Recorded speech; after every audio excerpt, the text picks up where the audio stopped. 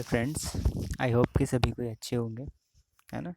इस video lecture में हम देखेंगे जून 2021 के प्रतियोगिता दर्पण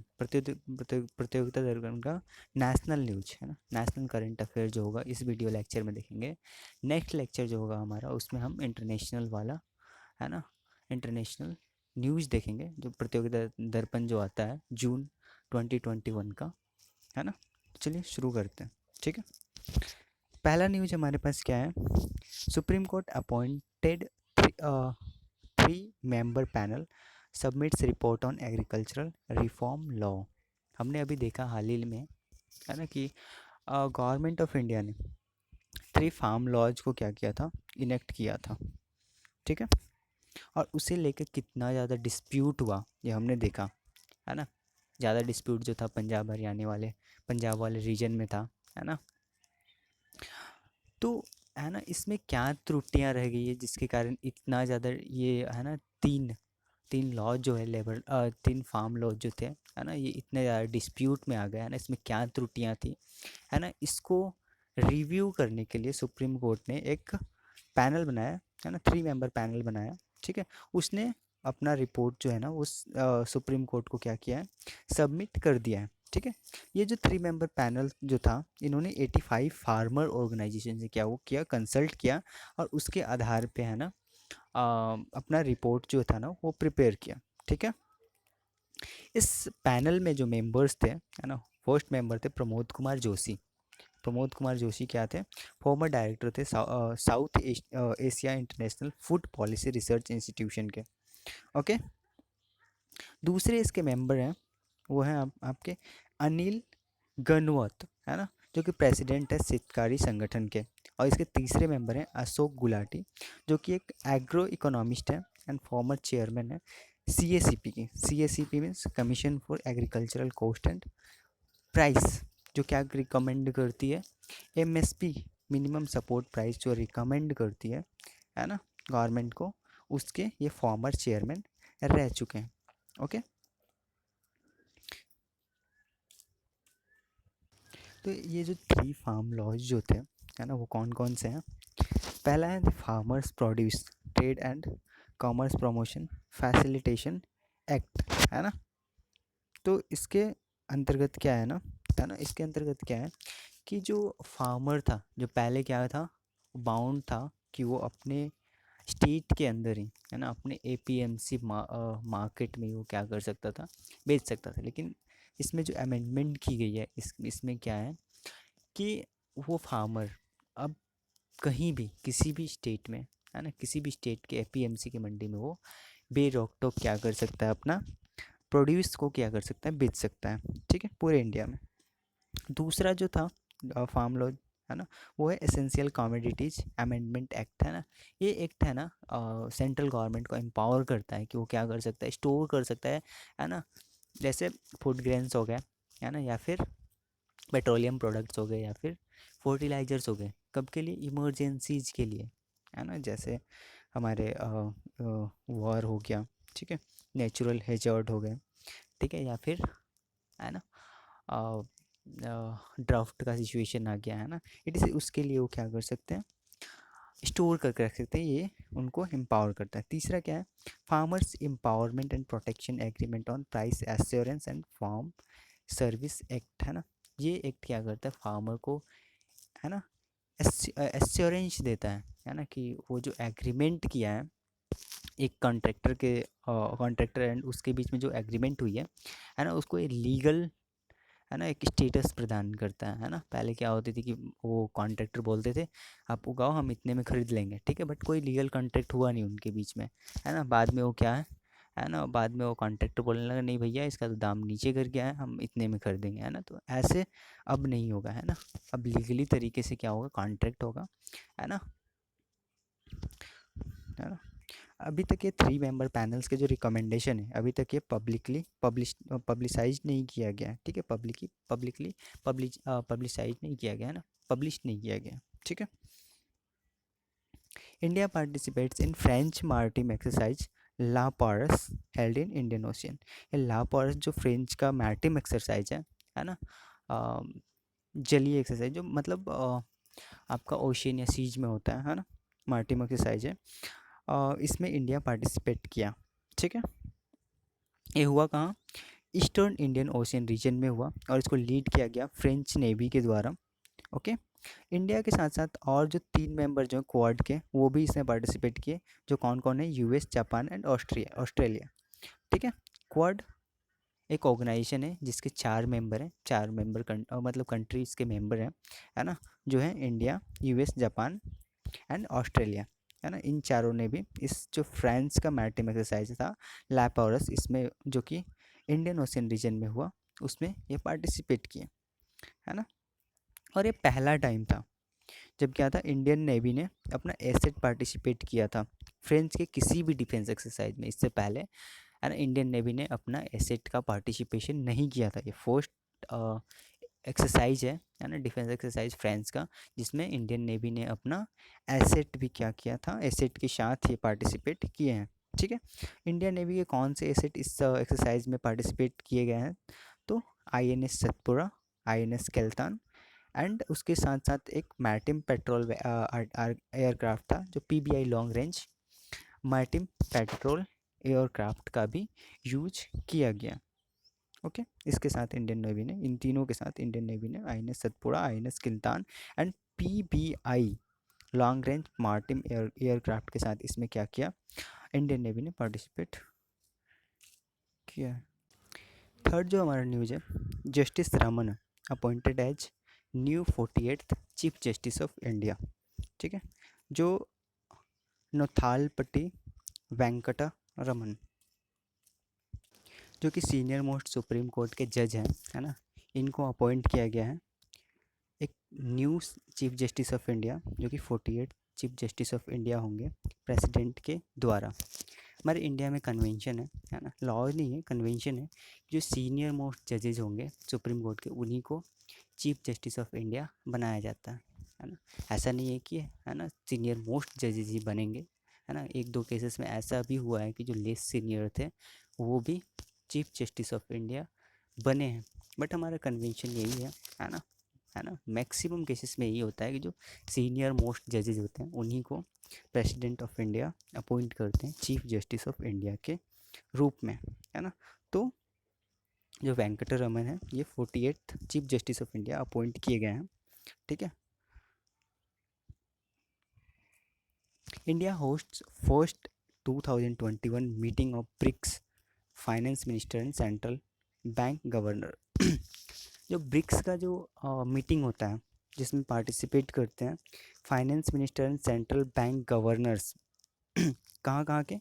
तो Brazil, Russia, India, China and South Africa, यहाँ के finance minister and central bank governor, है ना, मीट करते हैं, ठीक है। तो जो फर्स्ट मीटिंग जो हुआ ब्रिक्स का, है ना, उसको इंडिया ने होस्ट किया है वर्चुअली फ्रॉम न्यू दिल्ली, न्यू दिल्ली से वर्चुअली होस्ट किया गया है। इसको को चेयर किया गया union minister for finance and corporate affairs Shrimati Nirmala Sitharaman and governor of Reserve Bank of India Shaktikanta Das, है ना। इन दोनों के, है ना, श्रीमती निर्मला सीतारमन एंड मिस्टर शक्तिकांत दास ने इस मीटिंग को चेयर किया virtually from New Delhi, okay, है ना। चूँकि ये क्या था, 15th एनिवर्सरी ब्रिक्स अपना सेलिब्रेट कर रहे हैं, तो इस मीटिंग का थीम क्या था? BRICS @15 intra BRICS cooperation for continuity consolidation and consensus, okay. John Kerry US special presidential envoy for climate action visits India. जो यूएस के प्रेसिडेंट जो है एक स्पेशल एनवॉय बनाए हैं, है ना, क्लाइमेट एक्शन के लिए, है ना, जिसको हेड कर रहे हैं कौन? जॉन कैरी, है ना। हम जान रहे हैं climate changes and global warming, है ना, दिन प्रतिदिन कितनी बड़ी प्रॉब्लम के रूप में उभर के आ रही है ना। जितने भी कंट्रीज है बहुत ज़्यादा इससे क्या है, कंसर्न्ड है ना, चिंतित है ना। तो हर कंट्री अपने अपने लेवल से, है ना, इसको, है ना, टैकल करने के लिए अपने अपने लेवल पे प्रैक्टिस कर रहा है ना, प्रयास कर रहा है, ठीक है।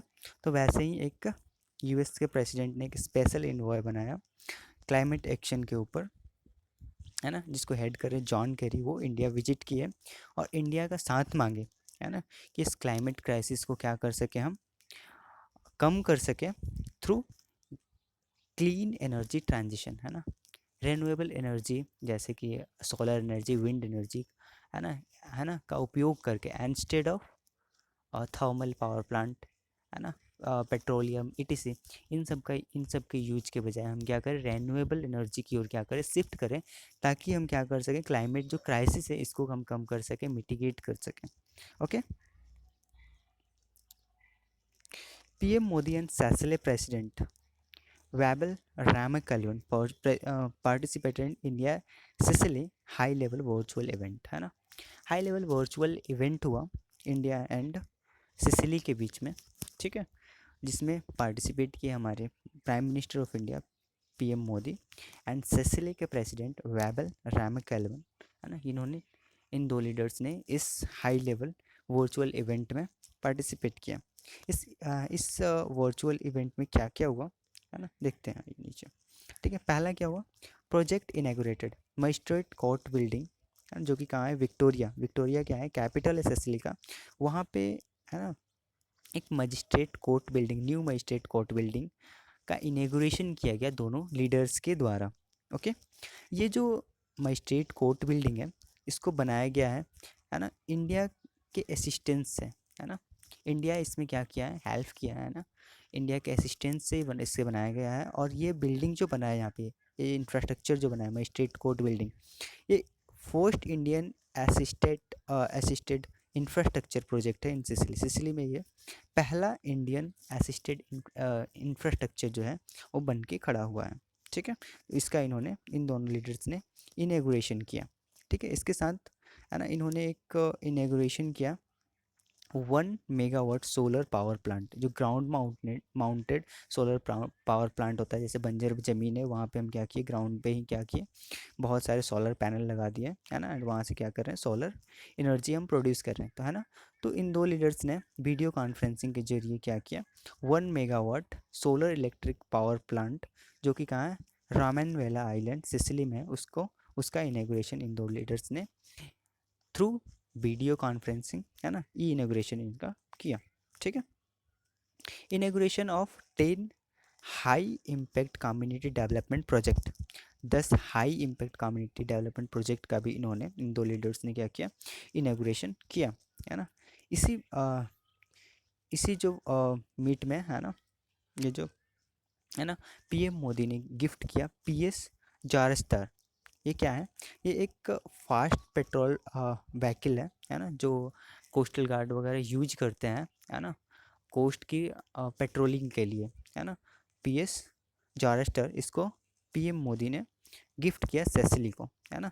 ये जो पीएस जारेस्टर है ना, फास्ट पेट्रोल व्हीकल, इसको बनाया गया है garden rich ship builders and engineers के द्वारा, कोलकाता।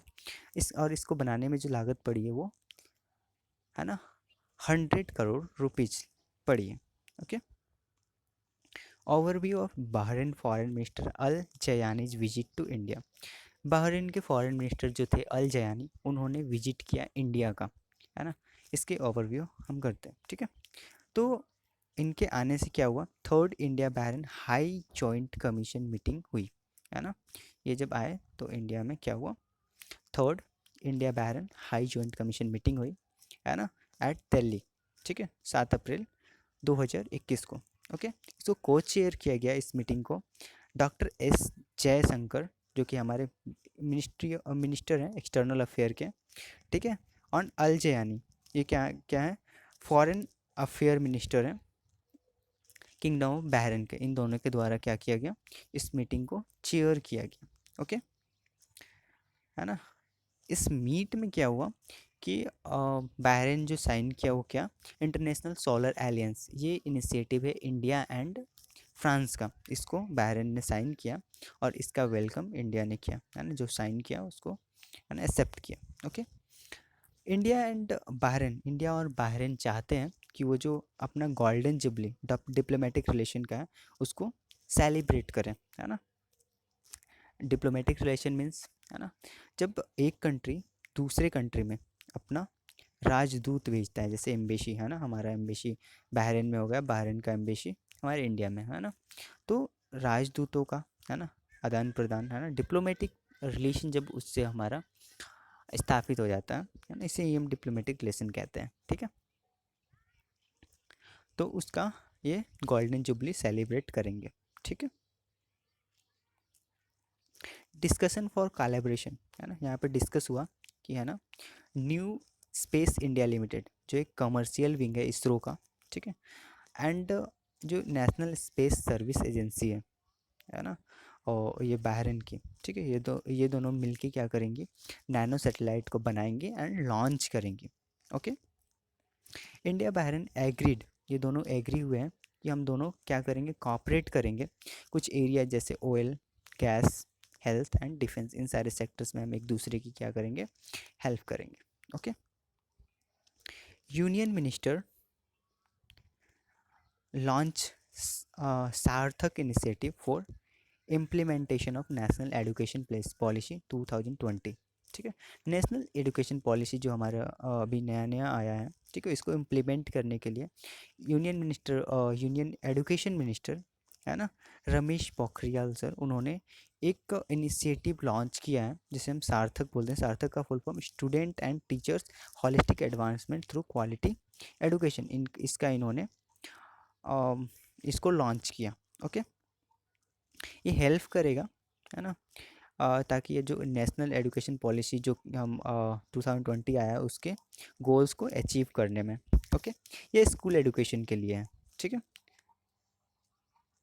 इसको डेवलप किया गया, सार्थक जो इनिशिएटिव है इसको डेवलप किया गया है department of school education and literacy, ministry of education है ना, department of school education and literacy के द्वारा इसको बनाया गया है, ठीक है। इसको रिलीज किया गया अमृत महोत्सव जो हुआ 75th year of Indian independence के जो सेलिब्रेट किया गया है ना अमृत महोत्सव, उसमें ही इसे क्या किया गया था, रिलीज किया गया था, ठीक है। और ये प्लान है ना, प्लान ऑफ एक्शन है ना, नेशनल एजुकेशन पॉलिसी 2020 का 10 साल के लिए, नेक्स्ट 10 ईयर्स के लिए। रमेश पोखरियाल ये चेयर किए है ना, also chair high level meeting जो हुआ implementation of national education policy 2020 in new Delhi में जो हाई लेवल मीटिंग हुआ था नेशनल एजुकेशन पॉलिसी 2020 के इम्प्लीमेंटेशन के ऊपर है ना, उसको चेयर किया गया था रमेश पोखरियाल सर के द्वारा, okay. Overview of India Netherland virtual summit है ना, यहाँ पे तो 2021 में इंडिया नीदरलैंड वर्चुअल समिट हुआ, उसका ओवरव्यू, ओके। और 9 अप्रैल 2021, 9 अप्रैल 2021 को क्या हुआ था, इंडिया के प्रेसिडेंट और prime minister Narendra Modi and Netherland के प्राइम मिनिस्टर मार्क रटे दोनों ने चेयर किया इंडिया नीदरलैंड वर्चुअल समिट जो कि 2021 में हुआ, ठीक है। इसको को चेयर किसने किया था, prime minister Narendra Modi and जो कि इंडिया के प्राइम मिनिस्टर हैं, एंड प्राइम मिनिस्टर मार्क रूटे जो कि है ना प्राइम मिनिस्टर हैं कहाँ के, नीदरलैंड है ना। ये पहला हाई लेवल समिट है जिसको अटेंड किया गया मार्क रूटे के द्वारा है ना। अभी हाल ही में हम जानते हैं मार्च 2021 में, मार्च 2021 में वहाँ पे नीदरलैंड में क्या हुआ, इलेक्शन हुआ और उसमें पीएम मार्क रूटे ही क्या हुआ, फिर से एक बार पीएम बने है ना। और पीएम बनने के बाद ये उनका पहला हाई लेवल समिट था जो कि किसके साथ किए, वो इंडिया के साथ किए, ओके। पीएम रूटे कंजिकेटिव 4 बार वो प्राइम मिनिस्टर बन चुके हैं, ओके। इस मीटिंग में क्या हुआ, दोनों साइड जो है ना डिस्कस किए है ना कुछ एरियाज़ के ऊपर, जैसे कौन कौन से एरिया, ट्रेड एंड इकोनॉमिक्स के एरिया के में डिस्कस किए, के ऊपर डिस्कस किए, वाटर मैनेजमेंट के ऊपर डिस्कस किए, एग्रीकल्चरल सेक्टर के ऊपर डिस्कस किए, स्मार्ट सिटीज़ के ऊपर डिस्कस किए, साइंस एंड टेक्नोलॉजीज़ के ऊपर डिस्कस किए, हेल्थ केयर के ऊपर डिस्कस किए एंड स्पेस के ऊपर डिस्कशन हुआ दोनों कंट्रीज दोनों लीडर्स के द्वारा, ठीक है।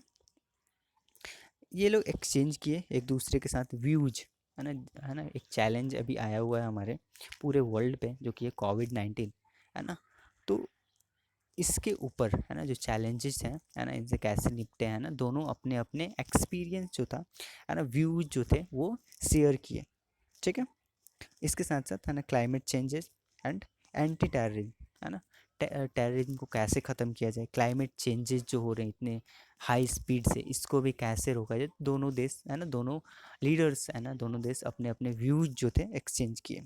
Okay, they also agreed to use the emerging convergence in new areas, है ना। ये लोग एग्री हुए कि हम नए नए जो एरियाज आ रहे हैं उस पर भी हम क्या करेंगे, मिलके साथ में काम करेंगे, जैसे Indo Pacific resilient supply chain, है ना, ग्लोबल डिजिटल एंड गवर्नेंस, इन सारे मुद्दों पे भी हम क्या करेंगे, मिलके काम करेंगे। ठीक है।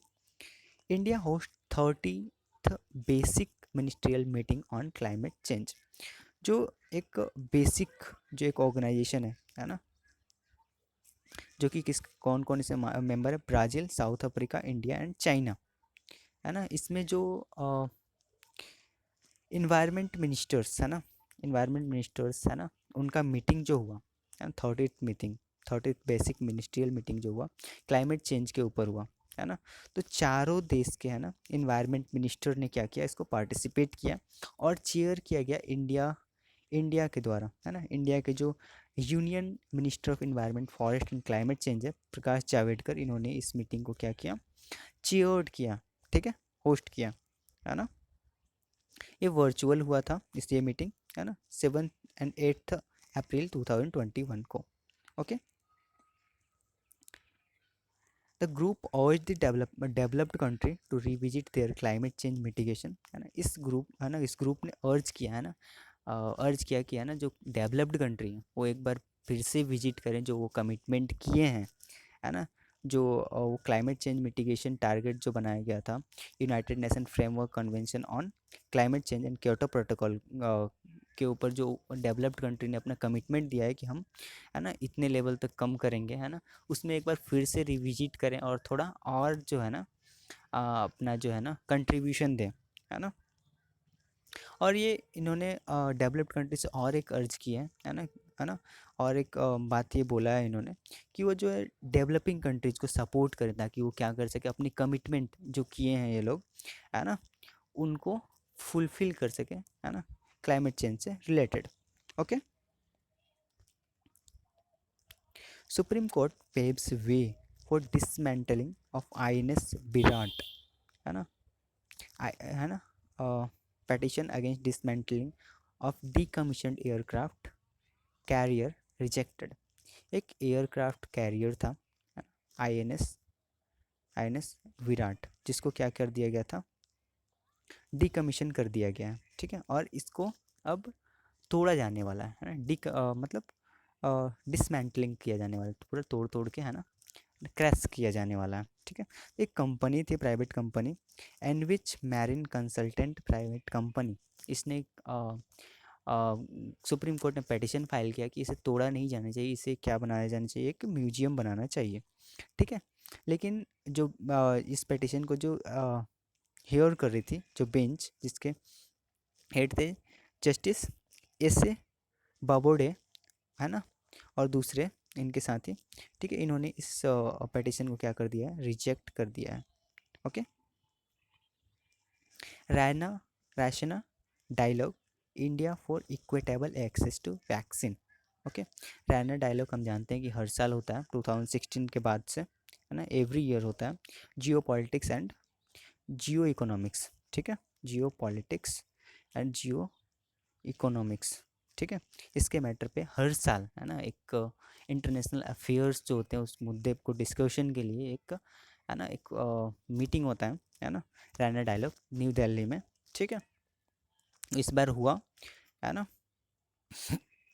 तो इसमें जो है ना एक्सटर्नल अफेयर मिनिस्टर जो थे हमारे एस जयशंकर हैं, है ना, इन्होंने कहा, है ना, कि हम चाहते हैं, हम एडवोकेट करते हैं, हम इंडिया की तरफ से, इंडिया ही एडवोकेट्स करता है इक्विटेबल, मतलब सबको वैक्सीन मिले, है ना, कोई भी वंचित ना रहे, है ना, वैक्सीन से कोई भी व्यक्ति वंचित ना रहे।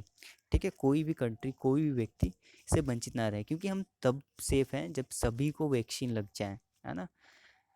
क्योंकि हम जानते हैं, है ना, कोरोना तुरंत ही अपना क्या करता है, वेरिएंट चेंज कर लेता है। ठीक है, अगर मान लेते हैं किसी गरीब कंट्री में, है ना, हम वैक्सीनेशन नहीं कर पाए, ठीक है, वहाँ पे, है ना, एक न्यू वेरिएंट ने वहाँ पे जन्म ले लिया। एंड आजकल के हम अभी जो ग्लोबलाइजेशन के युग में जी रहे हैं, है ना। तो ऐसा नहीं कि हम अपनी बाउंड्री को सील कर सकते हैं, है ना। वो कहीं ना कहीं से, है ना, फिर से फैल जाएगा, और इतना जो वैक्सीनेशन हुआ है, इतना जो लेवल तक हम गए हैं, है ना, फिर से जीरो लेवल पे आ जाएगा, क्योंकि न्यू वेरिएंट होगा। न्यू वेरिएंट होगा तो सभी को अटैक करेगा, अटैक करेगा, चाहे वो वैक्सीन लिए हो या फिर नहीं लिए हो, ठीक है। तो इसलिए हम तभी सेफ हैं जब सभी को वैक्सीन मिल जाए। तो इंडिया इसकी एडवोकेसी करता है ना, कि कोई भी ना छूटे, है ना, सभी को वैक्सीन मिले ही मिले।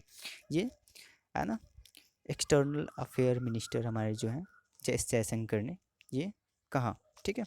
इंडिया वैक्सीन मैत्री अप्रोच, है ना, हमारा एक अप्रोच है वैक्सीन मैत्री, है ना, जिससे हम ट्राई कर रहे हैं कि सभी को वैक्सीन मिले, कोई भी, है ना, बच ना जाए। ओके।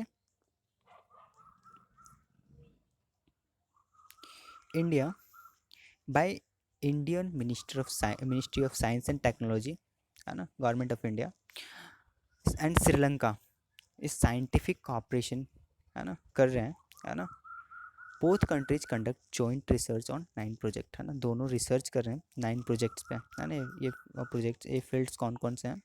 पहला है फूड टेक्नोलॉजी, दूसरा प्लांट बेस्ड मेडिसिन, तीसरा मेट्रोलॉजी, चौथा है स्पेस रिसर्च एंड एप्लीकेशन, पांचवा है रोबोटिक एंड ऑटोमेशन, और छठवां है इंडस्ट्रियल इलेक्ट्रॉनिक्स, सातवां है रिन्यूएबल एनर्जी, आठवां है वेस्ट मैनेजमेंट, एंड नौवां है information and communication technology, and दसवां, है ना, कोई और भी मैटर है तो उसको इंक्लूड किया जाएगा, है ना। लेकिन अभी फ़िलहाल 9 प्रोजेक्ट पे ही दोनों क्या कर रहे हैं, रिसर्च कर रहे हैं, है ना, इंडिया एंड श्रीलंका।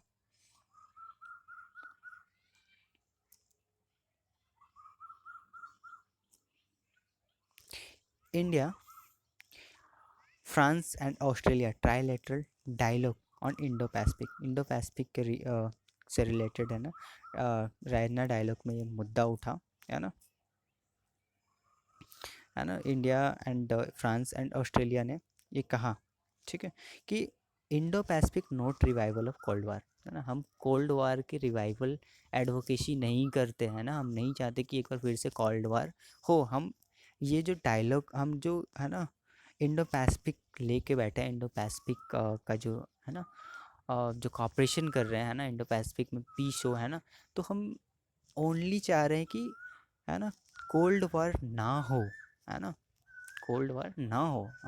हम इसको रिवाइव करने की एडवोकेसी नहीं करते, हम इसे ख़त्म करने के लिए ही इंडो पैसिफिक कॉपरेशन वाली फंडा अपनाए हुए हैं, है ना।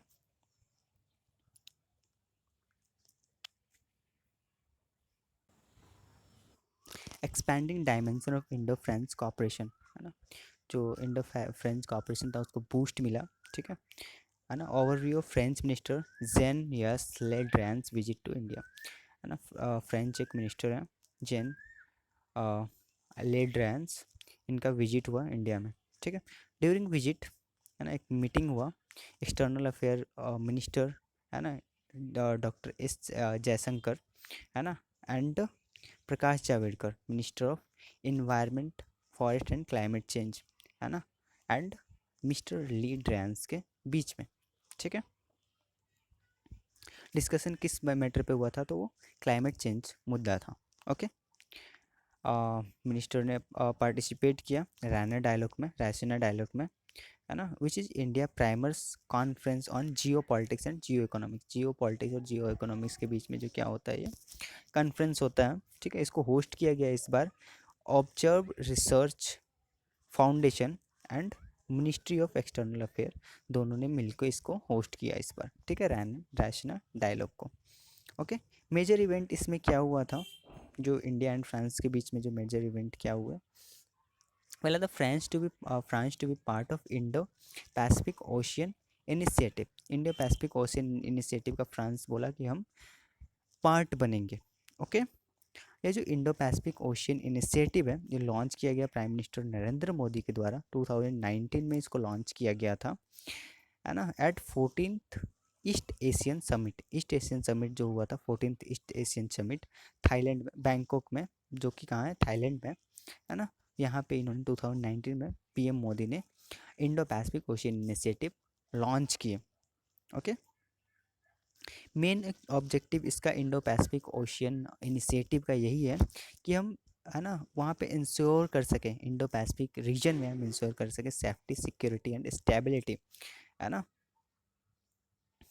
इसके 7 इम्प्लीमेंटिंग पिलर्स हैं, जिसमें से ओनली, है ना, फ्रांस जो है ओनली वन पिलर्स को ही क्या करता है, मानेगा एंड उस पर ही वर्क करेगा, जो कि क्या है, मार्टिम रिसोर्सेस। ओके।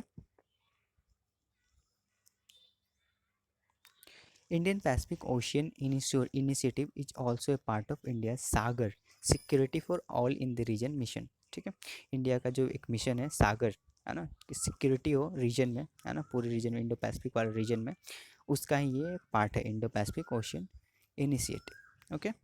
दूसरा, इन दोनों, है ना, इंडिया एंड फ्रांस के बीच में क्या हुआ, है ना, इसरो जो कि इंडिया का एक स्पेस एजेंसी है, एंड CNES जो कि फ्रांस का स्पेस एजेंसी है ना, साइन की एग्रीमेंट कि फ्रांस क्या करेगा, CNES क्या करेगा, कॉपरेट करेगा गगनयान मिशन, हमारा जो मिशन है इंडिया का कि हम स्पेस में जाएंगे, है ना, उसमें फ्रांस क्या करेगी, है ना, वो फ्रांस की जो स्पेस एजेंसी वो क्या करेगी, मदद करेगी। ओके।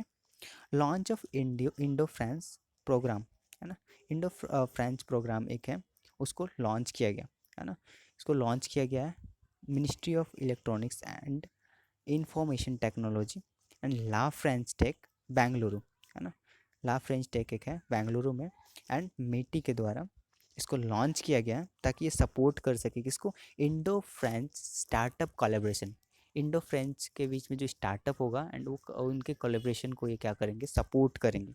ओके।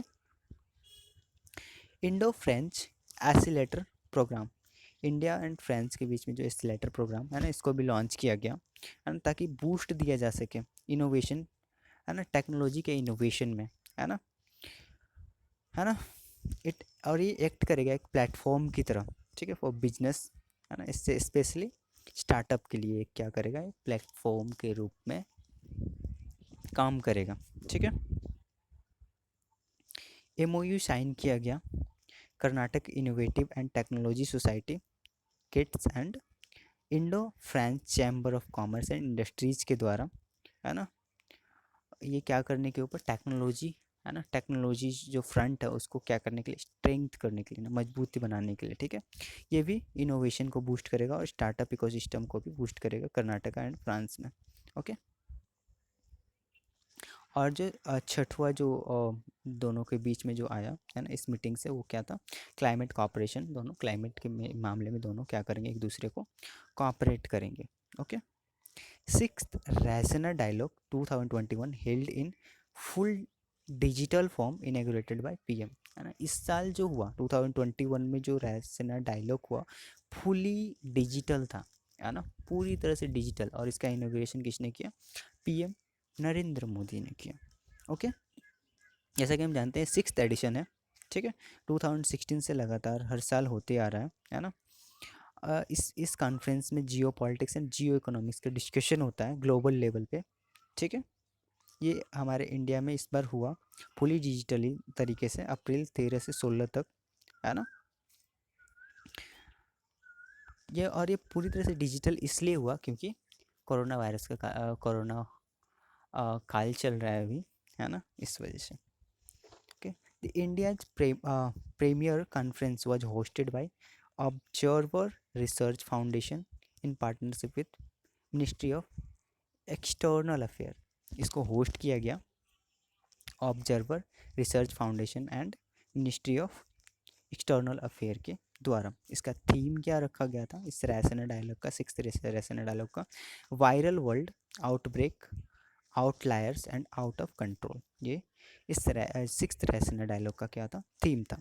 की पॉइंट्स क्या देखने को मिलता है यहाँ पे, 50 सेशंस हुई, है ना, 150 स्पीकर्स इसमें देखने को मिले, 50 विभिन्न विभिन्न कंट्रीज से, है ना, इस इवेंट में स्पीक किए। ठीक है, पार्टिसिपेशन देखने को मिलता है 2000 participant from around 80 countries participated in this dialogue, इस डायलॉग पे, है ना, 80 कंट्रीज से 2000 पार्टिसिपेंट ने भाग लिया।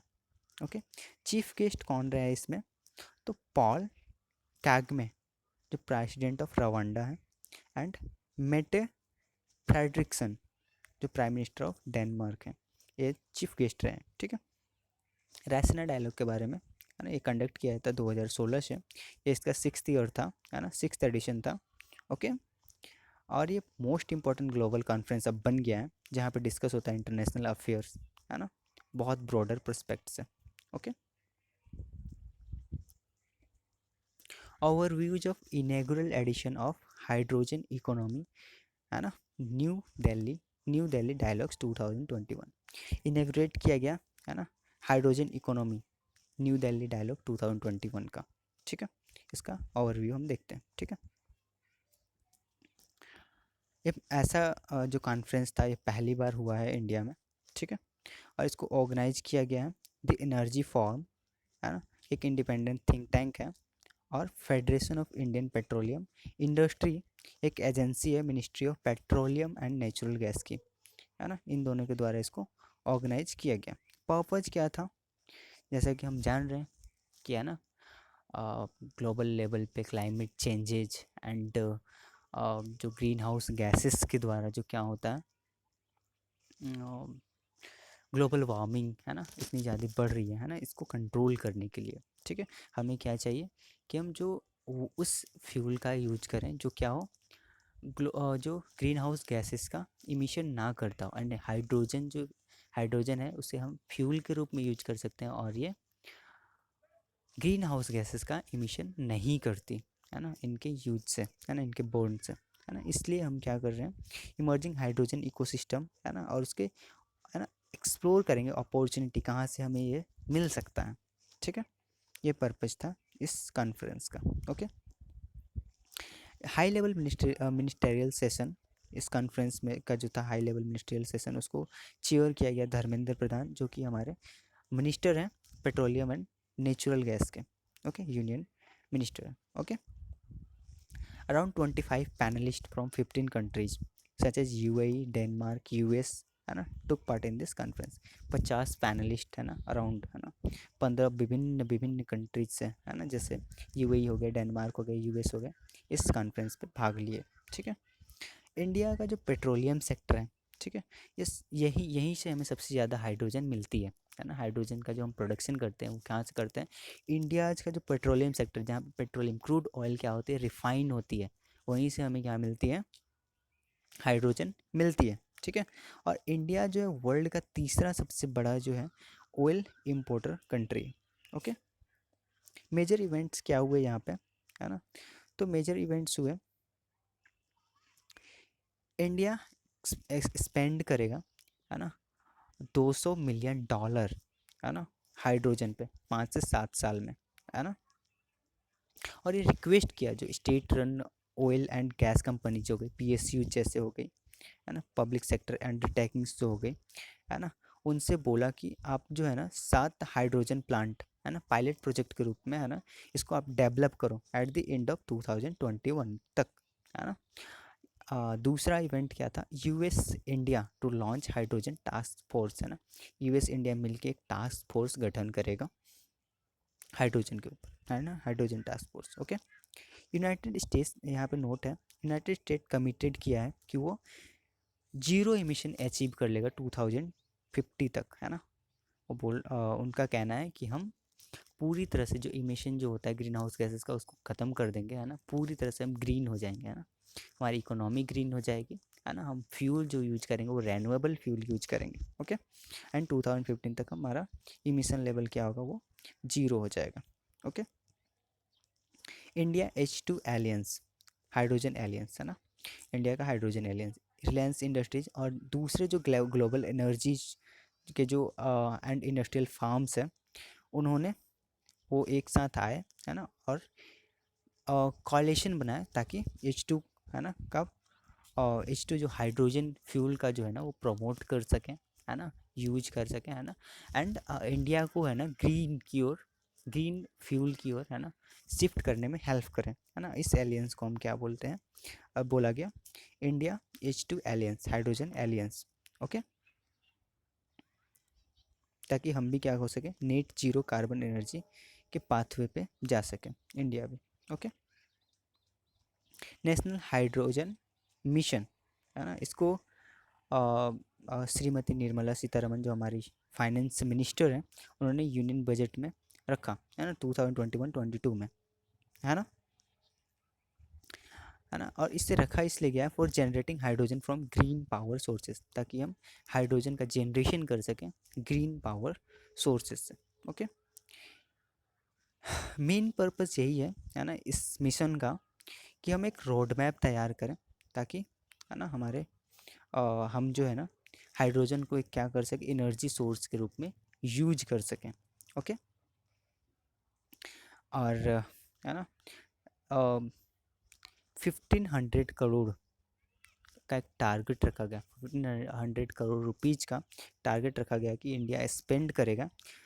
आपने जो टारगेट रखा है 175 गीगावाट एनर्जी, रेन्यूएबल एनर्जी से जो एनर्जी उत्पन्न करेगा, है ना, by 2022, and national hydrogen mission में, है ना, दोनों में मिला के वो कितना अमाउंट खर्च करेगा इंडिया, तो 1500 करोड़ रुपीज़। ओके, हम जानते हैं कि हाइड्रोजन क्या है, एक non emission zero emission fuel है। यहाँ से हमें कोई भी, है ना, ग्रीन हाउस गैसेस इमिट नहीं होती यहाँ से, ठीक है। और ये पूरी तरह से क्या है, ग्रीन है, ठीक है, इको फ्रेंडली है ना, इको फ्रेंडली फ्यूल है। India's army general NM Naravane, इन्होंने अटेंड किया है आर्मी चीफ कॉन्क्लेव, जो कि हुआ बांग्लादेश में, है ना।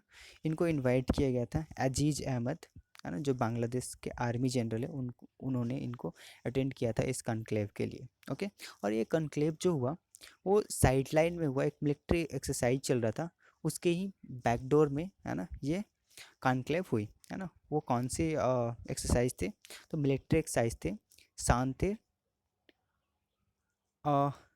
अग्रसेन, है ना, शांतिर अग्रसेन 2021 का एक मिलिट्री एक्सरसाइज चल रहा था, उसके ही साइड लाइन में इस, है ना, कॉन्क्लेव को ऑर्गेनाइज किया गया। ओके,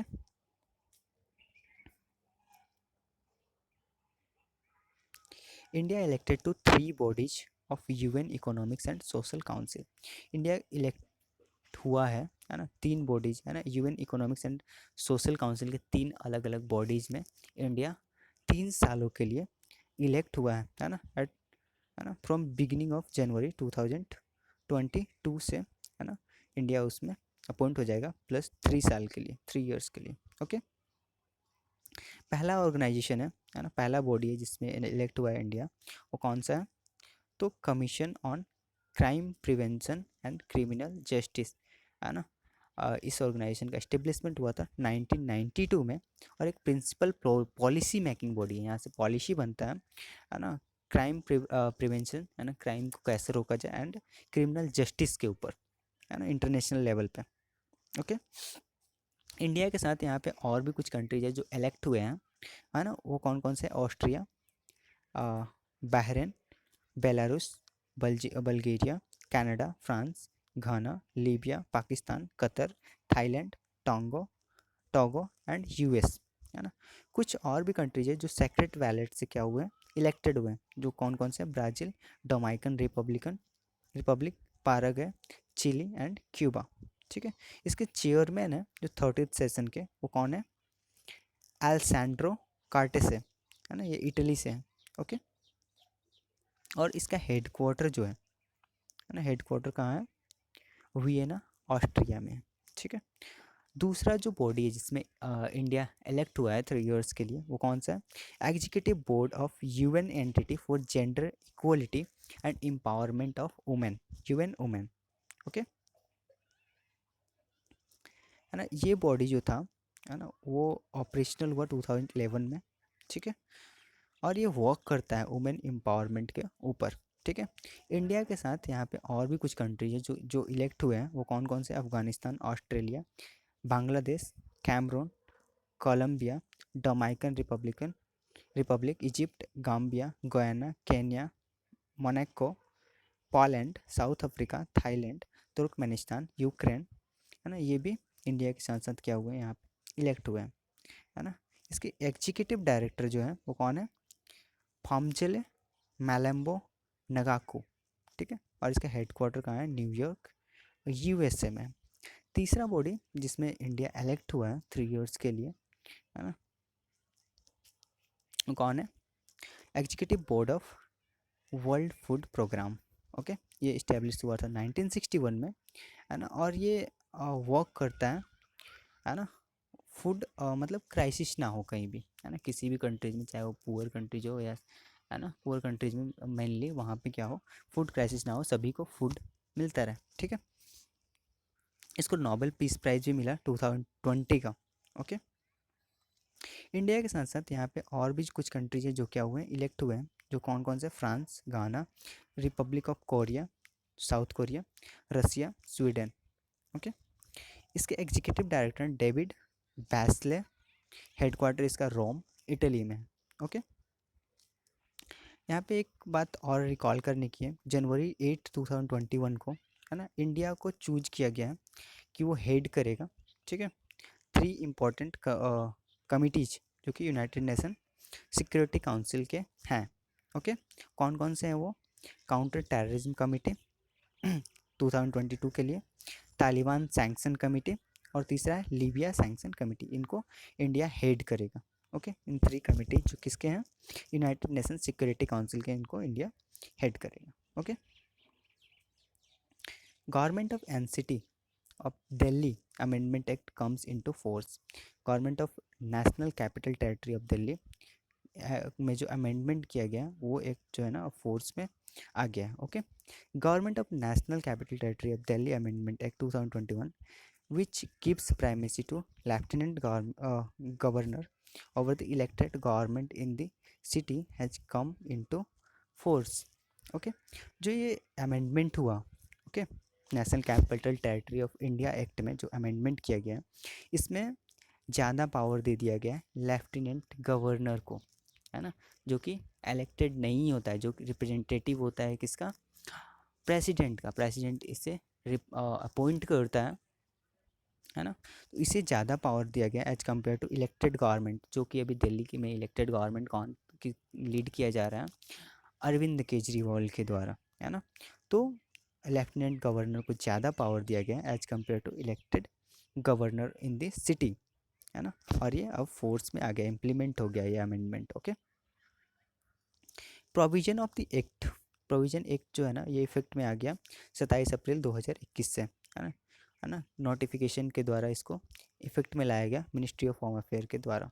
ओके, इस लेजिस्लेशन, इस अमेंडमेंट के द्वारा क्या किया गया? गवर्नमेंट, गवर्नमेंट जो दिल्ली में जो गवर्नमेंट है ना, गवर्नमेंट दिल्ली के लिए जो गवर्नमेंट शब्द का यूज होगा, है ना, उसको हेड करेंगे लेफ्टिनेंट गवर्नर। गवर्नमेंट का मतलब ही होगा लेफ्टिनेंट गवर्नर, जैसे हमारा इंडिया गवर्नमेंट ऑफ इंडिया बोलते हैं, तो मतलब इसके हेड जो होंगे वो हमारे प्रेसिडेंट होंगे। प्रेसिडेंट के पास सारे पावर होते हैं ना, लेकिन वो यूज खुद से नहीं करते हैं ना, एक्ट एंड एडवाइस लेते हैं वो काउंसिल ऑफ मिनिस्टर के, ठीक है। लेकिन फिर भी गवर्नमेंट ऑफ इंडिया बोलेंगे तो प्रेसिडेंट। ओके, गवर्नमेंट ऑफ किसी स्टेट के बारे में बोलेंगे तो वहाँ के वो गवर्नर, है ना, उस स्टेट के जो गवर्नर होंगे वो होंगे, ठीक है। वैसे ही दिल्ली के लिए जो गवर्नमेंट हम शब्द का यूज करेंगे उसके लिए, है ना, तो वो कौन होंगे? लेफ्टिनेंट गवर्नर होंगे, ठीक है। और सिटी के गवर्नमेंट जो इलेक्टेड गवर्नमेंट है उनको क्या करनी पड़ेगी? एडवाइस लेनी पड़ेगी लेफ्टिनेंट गवर्नर की, है ना, किसी भी एग्जीक्यूटिव एक्शन के लिए। ओके, पार्लियामेंट इस बिल को पास किया मार्च 2021 में, है ना, लोकसभा इसको पास किया मार्च 22 को, एंड राज्यसभा मार्च 24 को, है ना, एंड अभी ये इफेक्ट में आ गया। Okay, thank you. और नेक्स्ट पार्ट में हम इंटरनेशनल अफेयर्स देखेंगे, प्रतियोगिता दर्पण जून 2021 के, है ना। Thank you for watching.